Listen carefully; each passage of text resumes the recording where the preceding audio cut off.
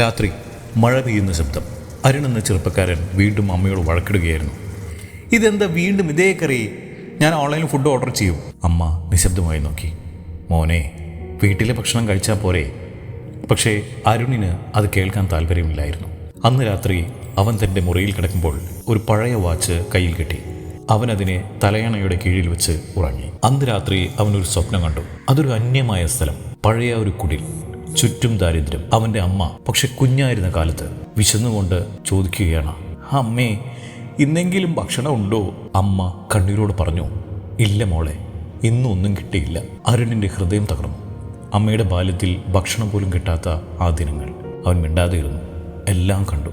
അമ്മയുടെ ബാല്യത്തിൽ ഒരു കഷ്ണം അപ്പം പോലും കിട്ടാതെ ഉറങ്ങുന്നത് കണ്ടപ്പോൾ അവൻ്റെ കണ്ണുകൾ നിറഞ്ഞു. അപ്പോൾ വീണ്ടും ആ വാച്ചിൻ്റെ ശബ്ദം. അവൻ പെട്ടെന്ന് ഉണർന്നു. അമ്മേ, സോറി, ഞാനിനി ഒരിക്കലും അങ്ങനെ സംസാരിക്കില്ല. ഞാനിനി വീട്ടിലെ ഭക്ഷണം തന്നെ കഴിക്കും. അമ്മ അത്ഭുതത്തോടെ നോക്കി. അവൻ ആദ്യമായി നന്ദിയോടെ ഭക്ഷണം കഴിച്ചു. മഴ ഇപ്പോഴും പെയ്യുന്നു. പക്ഷേ ആ വീട്ടിൽ ഒരു മാറ്റം സംഭവിച്ചു.